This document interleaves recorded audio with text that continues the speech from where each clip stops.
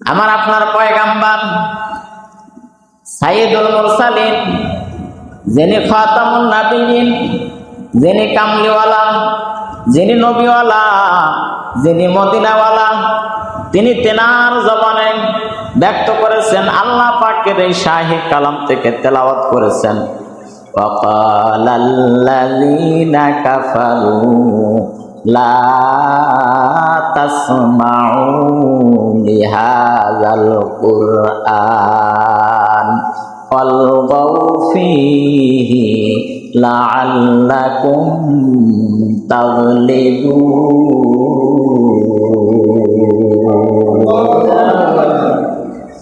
রব্বে কারীম তিনি জবানে ব্যক্ত করেছেন, আল্লাহ রাব্বুল আলামিন নিজে বয়ান করে শোনাইছেন জিবরাইল আমিনের কাছে, জিবরাইল আমিন শোনাইছেন পয়গম্বরের কাছে।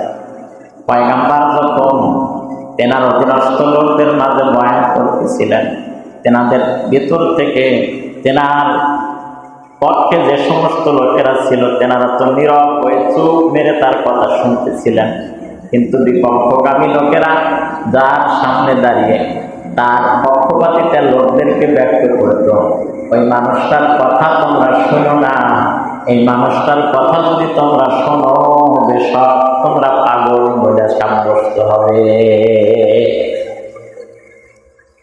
উনি যে কোরআন দিয়ে কথা বলেন, ওই কোরআন তোমরা শোনো না।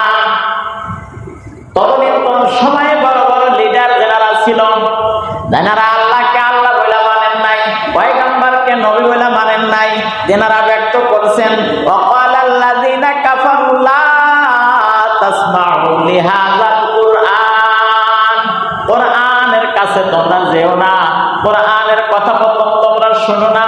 কারণ ওই সমস্ত লোকেরাও জানতো কোরআন যদি শোনে, কোরআন থেকে আলোচনা যদি শুনতে থাকে, কোরআনের কথোপকথন যদি শুনতে থাকে, তাহলে এই সমস্ত লোকেরা আমাদের পক্ষে থাকবে না, এই সমস্ত লোকেরা আব্দুল্লাহর ইতিম পোলা মুহাম্মদ তার পক্ষে চলে যাবে।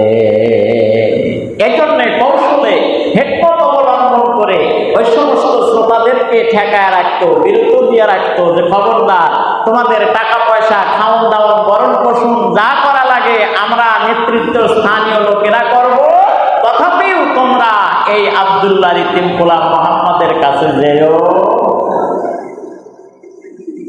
কথা যদিও সুন্দর, কিন্তু মতলব কি সুন্দর? মতলব সুন্দর না।